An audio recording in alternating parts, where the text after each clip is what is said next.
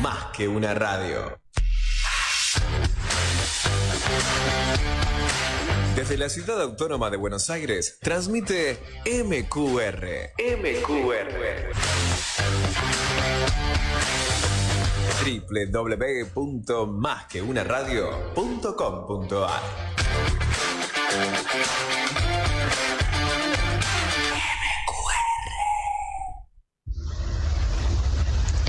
Vuelve a girar la cinta de Moebius, esa cinta del movimiento constante, algo así como el afán del hombre por construir su cultura, su identidad.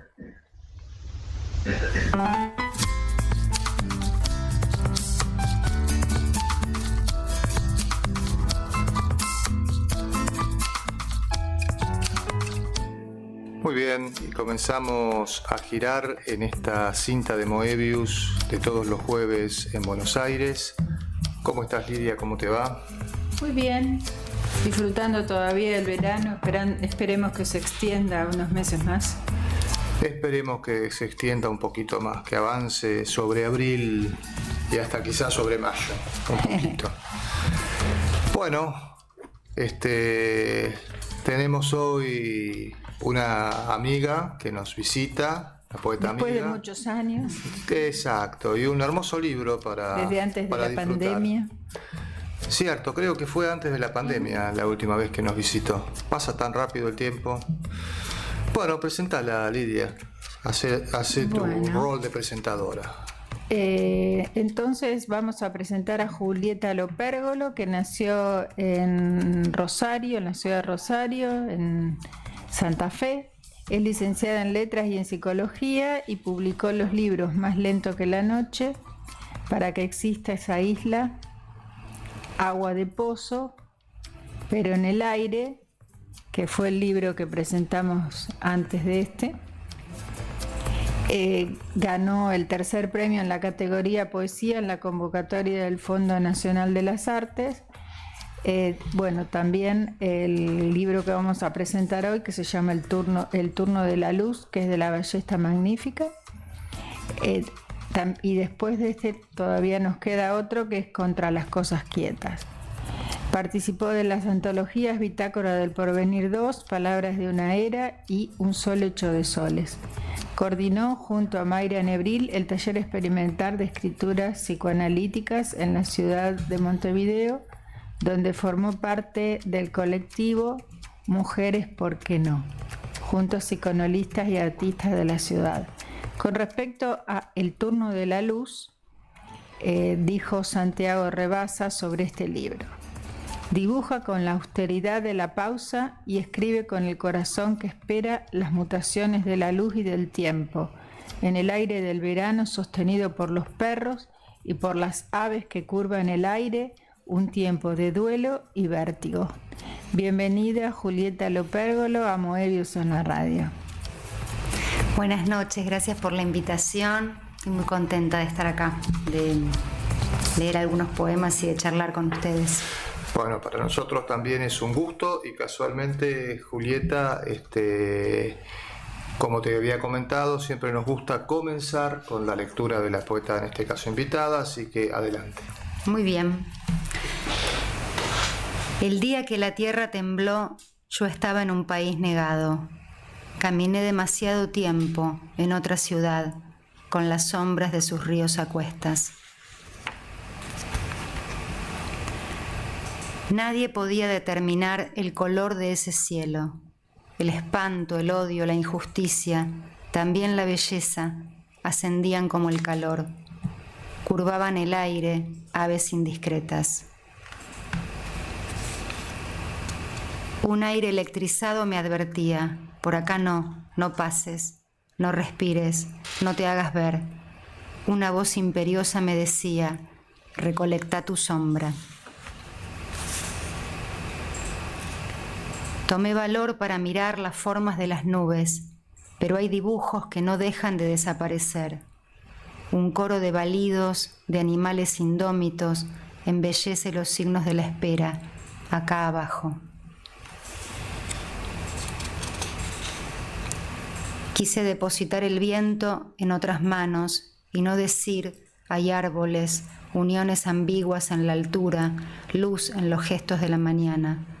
Pero todo estaba quieto en mí, como si yo fuera una habitación en la que no volaba una mosca. ¿Qué otra cosa que infancia, que violines alegres? Si mi canto fue lúcido, hubo un aviso de caducidad. La música siempre será en pasado. Muchísimas gracias, Julieta, por la lectura. Y bueno, comencemos por el título del libro, ¿no? El turno de la luz, que es un título muy significativo y que, bueno, marca de alguna manera uno de los rumbos del texto, ¿no? Del libro. Así que, bueno, quería que habláramos un poquito de eso, ¿no? La luz que es tan significativa. Sí, y que es un fenómeno que me interesa, digamos. El turno de la luz es un fragmento de uno de los versos de uno de los poemas que está en este libro. A mí es algo que me interesa pensar, que me interesa mirar, sobre lo que me interesa escribir, no solo como fenómeno, sino como estado, como momento, como fragmento de tiempo. Hay algo en la luz que me hace escribir. Bien, en la luz y de alguna manera en esto del juego entre luz y sombra, ¿no? Y además hay como también ese espacio, no solo tiempo, sino ese espacio de la luz hacia la sombra, ¿no? Sí, y además la luz en los distintos momentos del día, ¿no? En la mañana, la siesta, las noches, hay algo de ese recorrido de la luz que a mí me interesa. Y eso que en la ciudad no se ve tanto, se pierde mucho con respecto a estar en lugares menos iluminados, digamos. Sí, bueno, yo no soy de Buenos Aires, entonces vengo de una ciudad, viví 30 años en otra ciudad. ¿En Montevideo? En Rosario. No sé qué tan luminosa es Rosario. Bueno, es otra escala, digamos. Es otra escala Incluso estaban hablando de cambiar el tipo de iluminación eléctrica para que se pueda ver más el cielo. Mira. Parece que el tipo de lámparas que se usan son las que más opacan nuestra visibilidad del cielo. Pero además de haber vivido 30 años en Rosario, a lo largo de mi vida he viajado mucho por distintas razones, entre ciudades de un mismo país, entre ciudades de otros países, y entonces he tenido la posibilidad de recorrer muchos sitios que me llevaban a otros donde había pocas cosas. Claro. Donde se podía ver la luz en sus distintos estados, de distintas maneras. ¿Y has tenido la oportunidad de estar en lugares así como muy al norte, y tipo, no sé, aurora boreal, o muy al sur? Porque cambia mucho la luminosidad. No, pero me encantaría eso. No sé si te has dado cuenta en el sur mismo, en la Patagonia, lo rápido que se pone el sol, esos atardeceres espectaculares que tenemos acá, no hay. Sí, no, y además lo rápido que cambia la luz en a lo mejor 2 o 3 horas. Sí.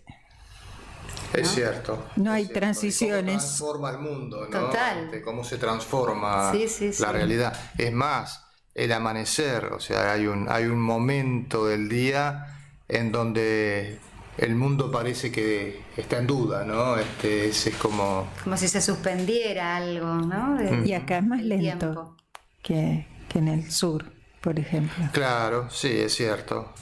Bueno, en el sur depende el momento del año, ¿no? En Claro. Si uno va más al sur, en verano Hasta las 9, 10 de la noche. es de día. Es de día, sí. Sí. Y más al norte, ¿no? Es más, bueno, ahí hay momentos del año en donde es de noche. Sí, claro. El contraste es muy fuerte entre esos tiempos. Y en el grupo de poemas estos, además del momento del día que va variando, también en la primera parte por lo menos también está el verano y el calor. Sí. Claro. acompañando esto de la luz, ¿no? Sí, sí, que también, bueno, el verano fue un descubrimiento para mí porque a mí no me gustaba mucho el verano hasta no hace mucho tiempo. Creo que desde que empecé a escribir con más regularidad, que a partir de ahí la experiencia del verano me empezó a resultar más conmovedora, más interesante. Claro, y acá en el libro el verano está muy presente, mucho, sí, muy presente, especialmente como dice Lidia en la primera parte, pero está sumamente presente. ¿Qué te parece si nos lees algunos poemas más, Julieta? Dale, a ver si justo encuentro alguno de verano. Los primeros son casi todos de verano, tormentas. Sí. Cadeneros de sílabas me encerraron en una casa de noche. Espero que vengan. Espero que me ayuden a domar esta furia. Suplicar es un modo temible de la espera. Soñé que teníamos un hijo. Lo nombrábamos nunca. Pensé que se podía no tenerlo gris por toda familia. Pero hay una parte de mí que no crece. Vendrá tormenta. Quebrará el ceño incierto de la tarde un rayo. Con una simple lluvia se verterán 1000 plumas de la boca del cielo. Este verano he visto demasiada niebla. El aire se desmayaba blanco, sucio, como una cala enferma. Busqué una casa o un bosque. Entré en el bosque por error. A primera hora el río se cubre de sombras leves. Un puñado de alas dóciles dibuja un círculo negrísimo en el agua. Otros cuerpos diminutos rehacen la orilla. Estar triste en verano es doblemente triste. Bueno, ahí en esto que has leído, la naturaleza está sumamente presente, ¿no? Y una naturaleza no tan urbana, digamos, más un poquito más agreste de alguna manera, que eso es muy interesante. Una de las características de tu poesía es la brevedad, la síntesis y vas al punto, ¿no? Eso lleva un trabajo, ¿no es cierto? Que sí, para mí la poesía es sobre todo concentración, ¿no?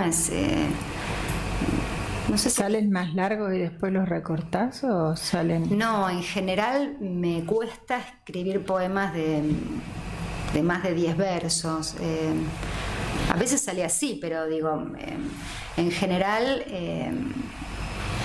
para mí la poesía tiene... Lo interesante de la poesía es justamente esa concisión, esa concentración. ¿Y qué te pasa cuando escuchas esos poemas río que leen así larguísimos? Me cuesta mucho seguirlos. Sí, sobre todo cuando se leen en voz alta, ¿no? No sé yo. Por ahí uno se encuentra con los poemas de Juan L. y bueno, es fácil, ¿no? Dejarse llevar. Claro, no estaba pensando precisamente en esos poemas. Bueno, pero viste que... Pero es verdad, escribe poemas largos. O algunos poemas de Biel, Temperley, ¿no? Que son largos, pero a la vez apretados, ¿no? Es otra... Sí. No tienen esa arborescencia que por ahí tienen los de Juan L. Tienen algo más, más ceñido, si querés, más constreñido, los de Biel, pero en general me cuesta seguir los poemas cuando son muy largos. Claro. Pusiste como acápite a Ida Vitale porque digamos que es una deuda de juego. Le debes mucho. Es que es una poeta que yo admiro profundamente. Ida. Tuve la posibilidad de escucharla varias veces. Ella también escribe conciso. No siempre corto. Sí, bueno, tiene un libro, que por supuesto que no me voy a acordar el título, pero tiene la palabra nieve. Sí. Y sí, algunos poemas son casi epigramas de 2 versos. A mí me gusta mucho la poesía de Ida Vitale. Y además, bueno, está al comienzo del libro porque no casualmente comienza hablando de la luz, ¿no? A veces su luz cambia, es el infierno, a veces, rara vez el paraíso. Me parecía que estaba bueno, como bienvenida. Es interesante eso que dice, porque y cómo juega con tu poesía, ¿no? Porque hay paraíso, pero también hay infierno. Sí, sí, sí, hay ambigüedad, hay Sí, oposición. los sentimientos que has nombrado hasta ahora van de la ira a la tristeza. Sí, y en el medio pasan por otros tantos. Veremos qué pasa con los que siguen. Sí, sí. Estaba viendo si encontraba el título del poemario de Ida Vitale, que tiene nieve, pero creo que tiene demasiados poemas con nieve y no lo encuentro. Como para poder ubicarlo. Hoy estaba mirando una página de concursos de poesía y venía uno que pedían poemas cortos, micropoemas y nanopoemas. Nanopoemas, eso Yo digo, es. sí, Ida Vitale entonces los ha escrito sin saber que escribía nanopoemas. Ya se están pasando de corto lo que piden. Ahora van a poner las nanonovelas, ¿viste? Una novela de una carilla y media. No, sí, se Es que pasan. no quieren leer mucho. Bien. Otro tema que... Mínimas de agua-nieve se llama. Lo estabas buscando. Mínimas, Mínimas claro, de mínimas de agua-nieve. agua-nieve. Vos sabés que hay un pulso de tu poesía que muchas veces, bueno, yo sé que vos viviste en Montevideo. Sí. Y me lleva mucho a cierta poesía de Uruguay. Bueno, sí, puede ser, sí. Ujú. Que haya algo que resuene ahí de las... Bueno, Uruguay tiene grandísimas poetas. Bueno, ¿no? Amanda Berenguer, Amanda, que Circe presentaron el libro Maya, con Maya. Ida Vitale, bueno, Idea Vilariño, muchísimas poetas, incluso más jóvenes, ¿no? más contemporáneas, que son increíbles. Claro, un amigo nuestro me acuerdo que se quejaba, no coincidimos mucho en algunos elementos estéticos de cierta minimalismo del Río de la Plata, ¿no? Porque si bien lo vemos, se ve bien en Montevideo esta forma de escribir que tenemos, ¿no? Pero acá también tenemos esa cuestión de ir al punto, de usar la palabra justa, de no hacer poemas demasiado extensos, sino que la potencia esté concentrada. Es algo muy característico del Río de la Plata, casualmente, como él indicaba, y por ahí en algunos otros lugares de Latinoamérica es un poco más el barroco americano, digamos, esta cuestión de lo que decía ella, Lidia, el poema Río. Esta ornamentación del lenguaje, ¿no? En ese sentido, en esta zona tenemos un poco esta manera de escribir. No sé si coincidís y... Sí, a mí es la poesía que más me conmueve, claro, y la que más me interesa, ¿no? Más bien la de lo mínimo, lo poco, ¿no? Lo que, incluso hasta lo que falta. Exacto, jugar con eso, sí, ¿no? Jugar con esa ausencia, ¿no? Sí. Con ese silencio. Sí, con lo que no puede ser dicho más que de esa manera, ¿no? Lo que desafía el lenguaje más coloquial y que encuentra su cauce justamente en la poesía. Totalmente, para nosotros eso es de alguna manera la poesía, ¿no? Este juego con el lenguaje de esta manera, de esta forma. Y creo que sí, que es muy del Río de la Plata, por lo menos de mucha gente que conozco de acá de esta zona. ¿Qué te parece, Julieta, si para cerrar esta primer parte del programa nos lees algunos poemas más y después vamos a disfrutar un poquito de la música también? ¿Cómo no? Y después continuamos disfrutando de tu poesía y esta charla. Hilvano una certeza y otra. Cada una vuelve a traer el cero a su centro. Nada de lo que vuelve puede temer futuro. Voy a mentir hasta que una por una cada huella se desdiga. No existe una palabra capaz de significar el incendio de un campo. Entonces vi a un único, exacto pájaro quemarse. En medio de la helada pensé en el color del fuego como un elemento de mi imaginación. No se puede vivir entre llamas tan altas. En la mañana callada las calandrias silban una melodía que reconozco. Al atardecer y luego, con el alma en vilo, con cada movimiento de la luz, el monte se cubre de criaturas arrodilladas. Se hace rosado el río, sin edad, en una de sus puntas. El aire resignado mueve ese tramo de luz herida. En la orilla, una turba de mariposas no se decide a mutilar el viento con sus alas. Muy bien, muchísimas gracias Julieta, y entonces vamos al intermedio con un poco de música de jazz. Y bueno, y después continuamos en esta cinta de Moebius de todos los jueves en Buenos Aires. Adelante, Carlos.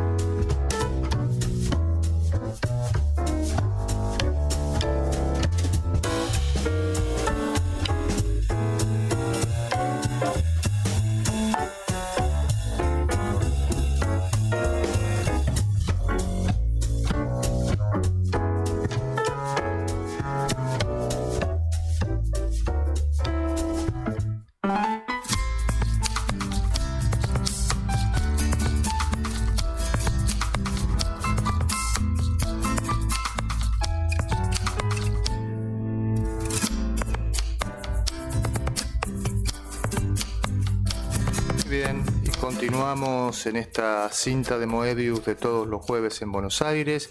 Y bueno, Lidia, contanos, ¿qué avisos para la comunidad tenemos hoy? Bueno, vamos a anunciar un poco anticipadamente que el sábado 14 de marzo, desde las 18 horas en la casona de Humahuaca, el último sábado que le queda a Poesía de Verano, porque se nos termina el verano, no quisiera recordarlo, pero es verdad, se termina el verano, hay una mesa de lectura y después hay micrófono abierto. En esta oportunidad no son todas mujeres las invitadas, hay también varones, o sea que hemos variado con respecto a los anteriores encuentros. Este ciclo lo organizamos nosotros dos y Alejandro Méndez Casariego, y los invitados que van a leer ese día son Ricardo Ruiz, Pablo Queralt, Pilar Sanjurjo, Sergio Leandro, Guillermo Bianchi, Fabiana Jakubowicz y María Sueldo Müller. Así que después de la lectura programada va a haber micrófono abierto. Casona de Humahuaca 3508, Humahuaca y Sánchez de Bustamante prácticamente. Sí, entre Binigurt y Sánchez de Bustamante. Así es. Así que es. los esperamos en esa oportunidad. Bien. Y volvemos ahora a nuestra conversación de hoy con nuestra invitada Julieta Lopérgolo. Estamos leyendo el libro El turno de la luz y bueno, yo creo que lo vamos a leer completo, pero antes de continuar con la lectura quería recordar que la editorial que lo editó es La Ballesta Magnífica y tiene una ilustración muy interesante del diseño de cubiertas de interiores de María Laura Caglioni. No sé si la elegiste vos o es parte de la editorial. ¿Vos te referís a las flores que hacen de Sí. separadores? Ah, no, esas son de yo digo que es una artista, Beatriz Álvarez Gascón. Ella vive en Barcelona y se dedica a hacer flores de tela. Pero vieron que en lo que se ve en el libro parecen casi pinturas, Sí. Sí, son una belleza. ¿no? Bueno, ella se dedica a hacer flores de tela y trabaja para lo que sería el mundo de la alta costura y de la moda. Yo cuando descubrí su trabajo me gustó tanto. En Botanical Arts. Hay una página que se llama Botanical Arts.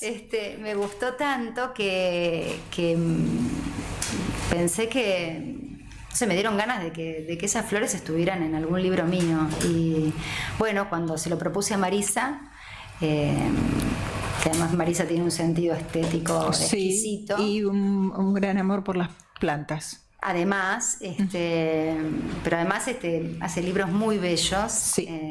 Enseguida se copó y buscó la manera y bueno, trabajó con la diseñadora para incluir esas flores en el libro. ¿Y el diseño de tapa también?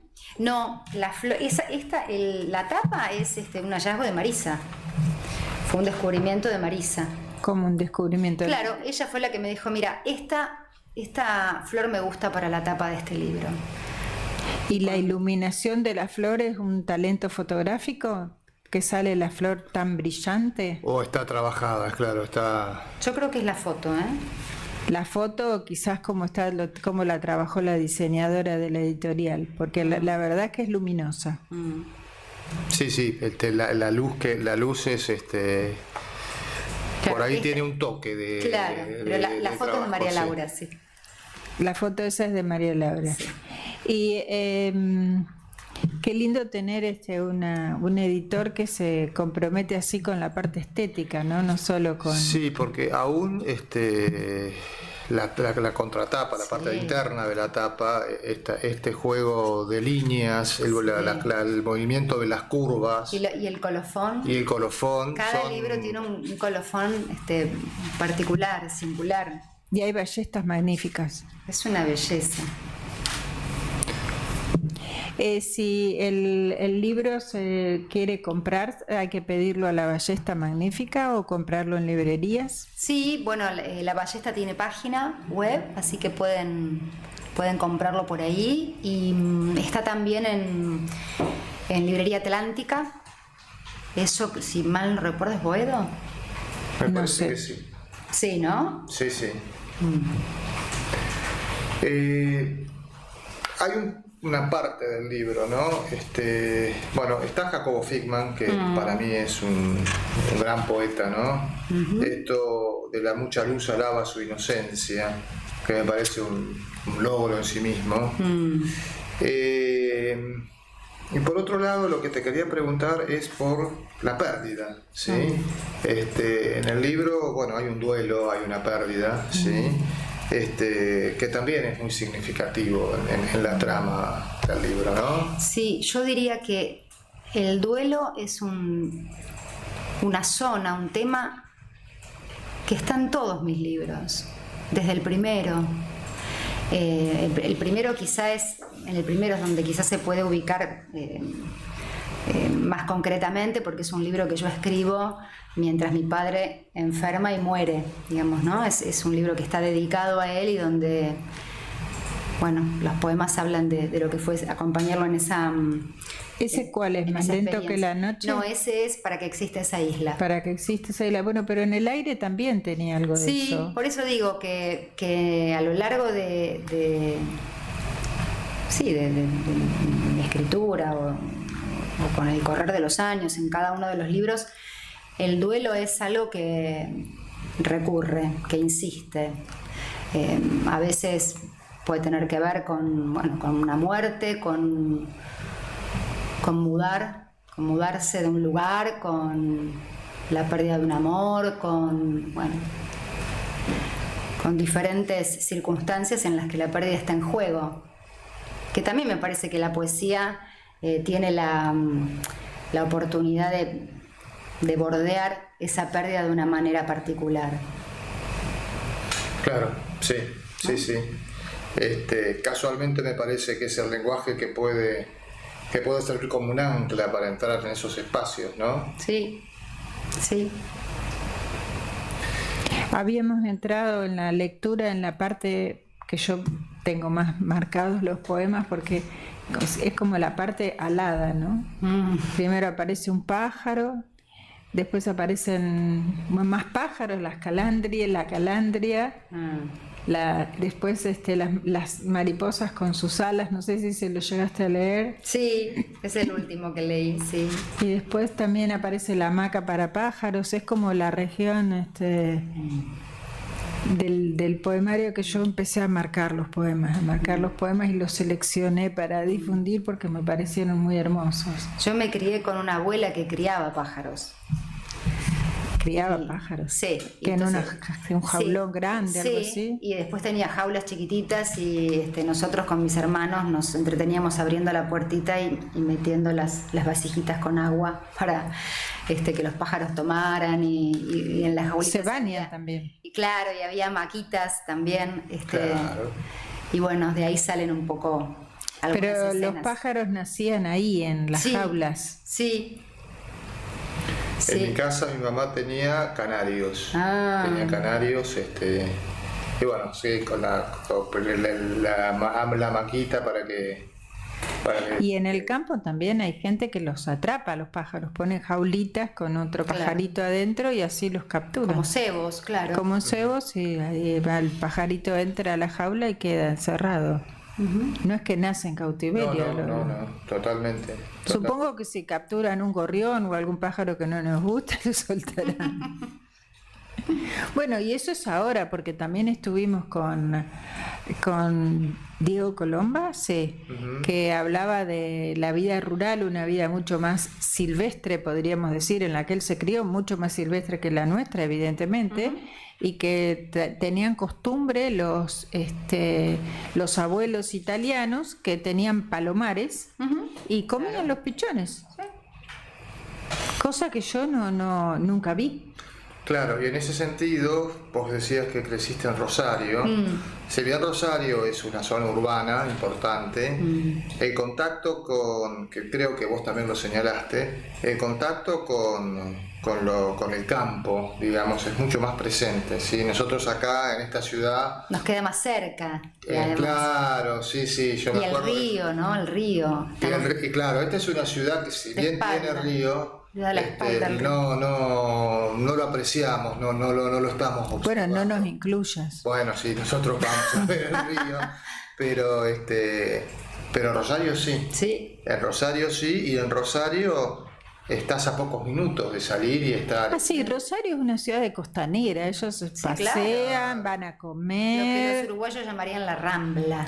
La Rambla. Nosotros tenemos una pequeña Rambla, digamos.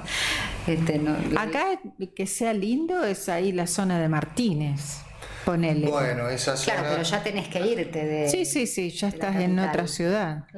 Claro, sí, porque acá nosotros vamos a veces a la reserva ecológica. La costanera van los pescadores. Claro, Claro, tiene ese muelle.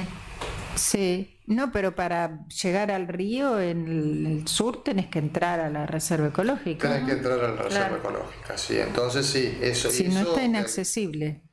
De alguna manera, hemos tenido también algunas otras poetas rosarinas, que por ejemplo aparecen los pájaros y uno dice, bueno, este mundo de los pájaros parece más de campo, y sin embargo Rosario es una ciudad que, si bien es una urbe, es una ciudad importante, es una ciudad grande, tiene eso, ¿no? Porque es una ciudad más baja también. Sí, y además tiene mucha cercanía con las islas, hay toda una zona de islas, ¿no? Cruzando el río. Y del otro lado está Entre Ríos. Victoria, claro. Claro. Entre Ríos. Claro. Sí, también es una zona donde hace un poco más de calor. Y hay muchos mosquitos. Bueno, esa es la parte negativa. Esos son los seres alados que no nos gustan. No tanto como Santa Fe, pero... Claro, hemos estado en Santa Fe en verano. Claro. Que a mí me pasaba una cuestión, porque yo siempre tengo muy presente dónde está el río, y en Santa Fe lo que pasa es que estaba... Claro. Yo ni siquiera me di cuenta. Una sola vez que crucé, pero no lo percibo. Y en Montevideo también hay mucho. Muchísimo. Bueno, pero este río que está acá, ¿qué río es? De Belalo. ¿Es todos los ríos? Sí, todos los ríos por los que he andado, pero sí, es el Paraná, por supuesto. Y el Uruguay no. Pero también, ¿por qué no es el Río de la Plata? Río de la Plata. Sí. De alguna manera, los que hemos crecido en esta zona, bueno, vos creciste en Rosario, yo crecí muy cerca en San Pedro. Ah, claro. Tenemos esa conciencia del río, que bueno, viviendo en esta ciudad uno un poco está difumada, ¿no? Sí. Uno sabe que está el río, pero no tiene esa presencia, ese peso que sí tiene en Rosario, que sí tiene San Pedro, y que por lo que decís también tiene en Montevideo. Sí, muchísimo. Bueno, ellos dicen el mar. Claro, el mar dulce sería. Ellos dicen el mar, no, pero en Montevideo... Está ahí un poquito más para allá el mar. Lo que pasa es que es salado. Claro. Entonces es un río salado. Está casi ahí. Yo creo que les doy la razón también. No los contradigo de entrada. No, ¿para qué? Eso seguro. Bueno, Montevideo es una ciudad muy linda porque además de tener el río, tiene las cuchillas, las sierras. También, sí. Uruguay es un país precioso. Sí, es muy bonito, la verdad que sí. El libro, además de tener la belleza, también tiene mucho sentimiento, aunque los sentimientos no están así ostentosamente dichos, es un libro con mucho sentimiento. No solo de pérdida, sino de sentir, ¿no? Está muy presente. Así que bueno, te invitamos a seguir leyendo. Dale. Estábamos por La hamaca para los pájaros. Eso. Ahí está. La hamaca para pájaros apenas se mueve.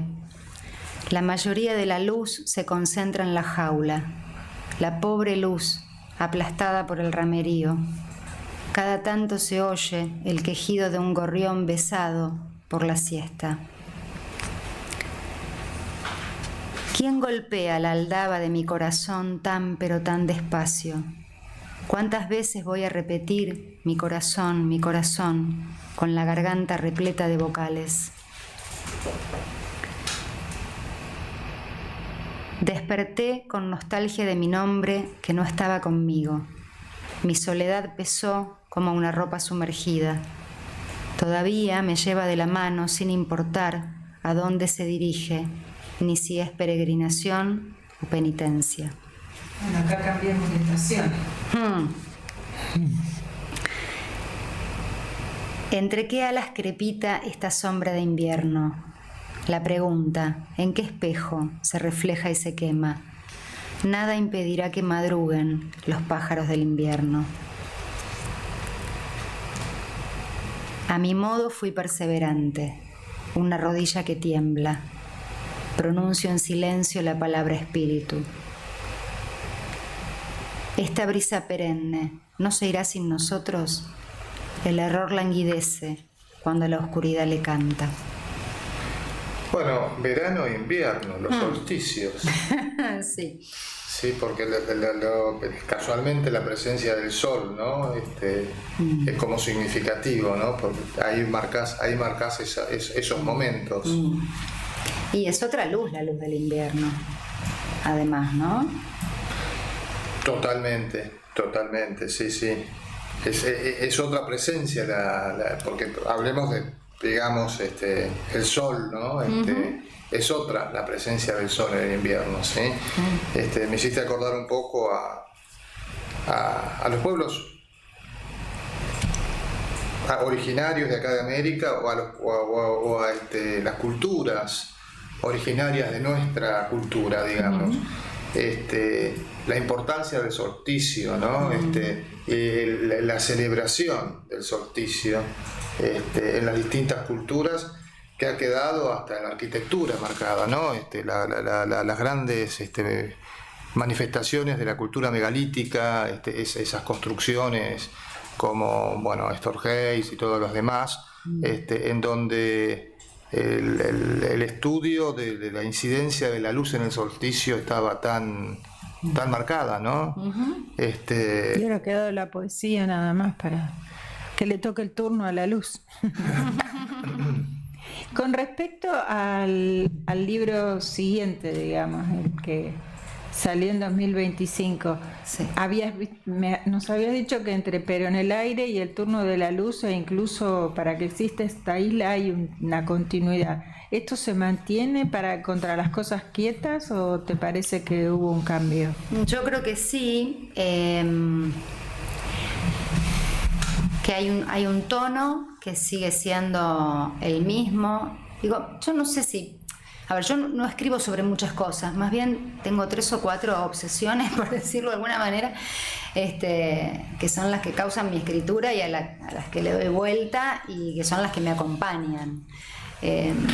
A veces lo que puede cambiar es, no sé, cierto paisaje o ciertos personajes, pero yo diría que sí, que hay una continuidad y te diría que hasta me interesa que la haya, que la busco. Es un estilo. Es un estilo y es de alguna manera, creo que Borges decía, ¿no? Que uno escribe un libro, de definitiva, uno va armando un corpus, sí. con lo que va escribiendo, ¿no? Sí. Es una manera, uno no dice que es la manera de escribir, pero por lo menos es una manera, ¿no? Es como que, como vos decías, hay algunas obsesiones que te llevan a escribir y vas girando alrededor de esas ellas. Obsesiones. Sí. Ya nos queda poco tiempo, por eso te vamos a pedir que sigas leyendo algunos poemas más. Nos interesa. A ver. Íbamos bastante bien. Voy a ir un poco al final, hacia el final.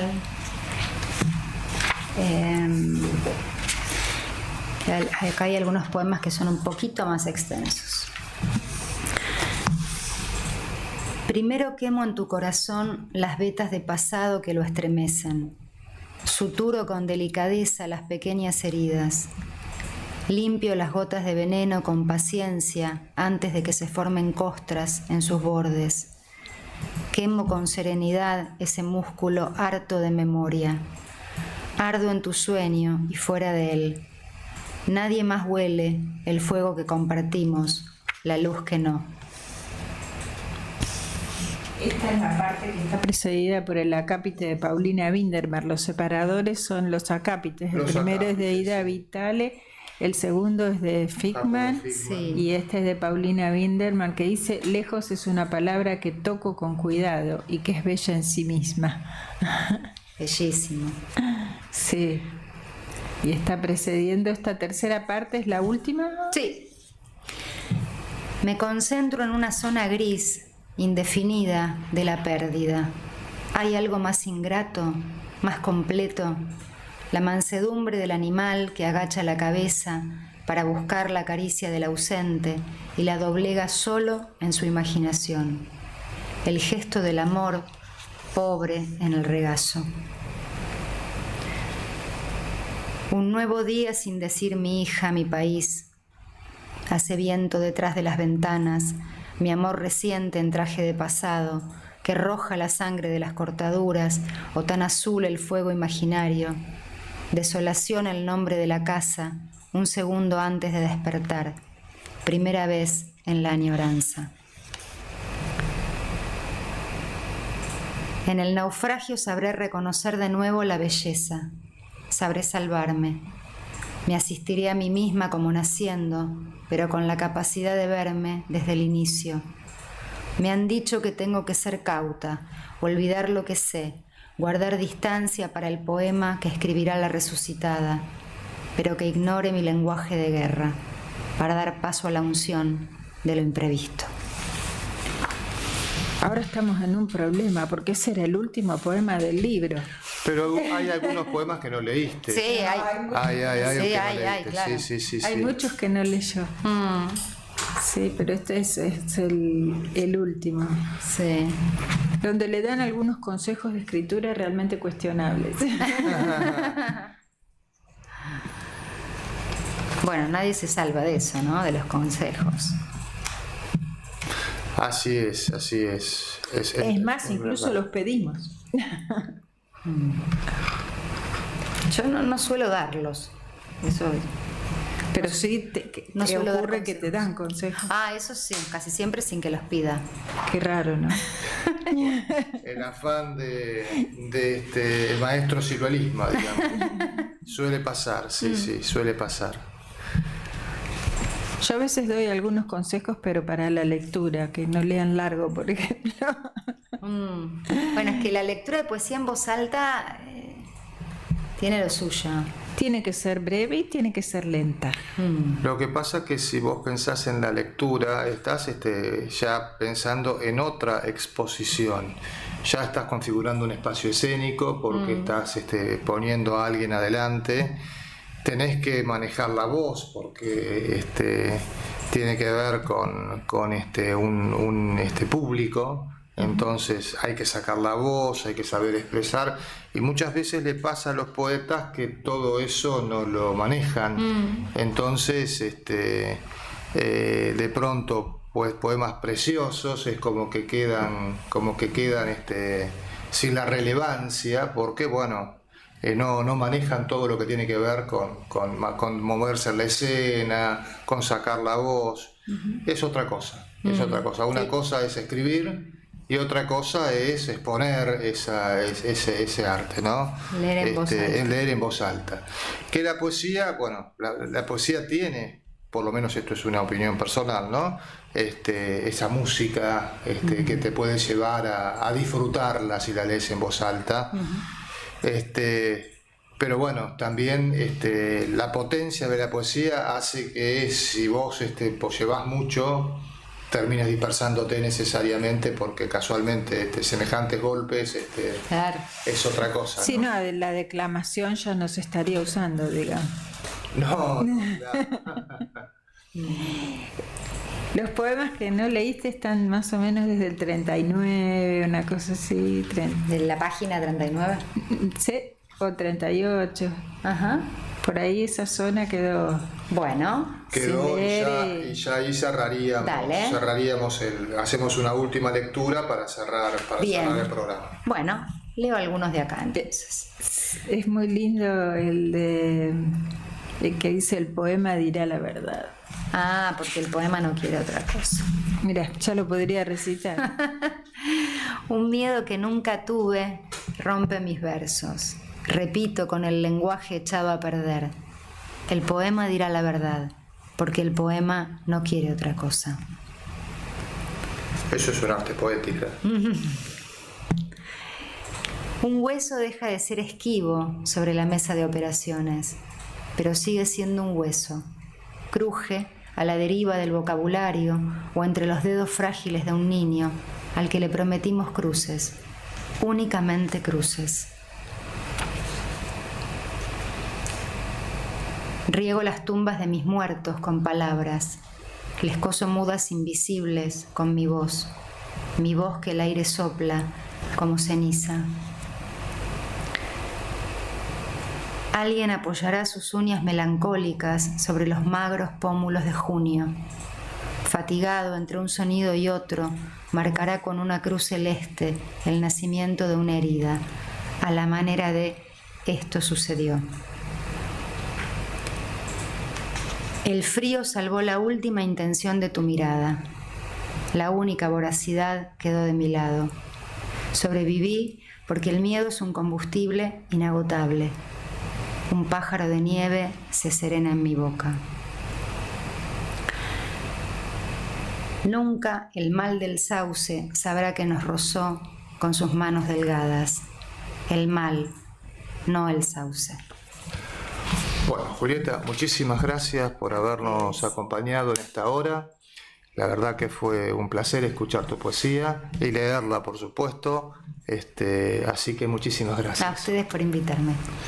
Muy bien. Gracias, Lidia. Gracias, Carlos. Y esta cinta de Moebius sigue girando en Buenos Aires hasta el próximo jueves. Chao.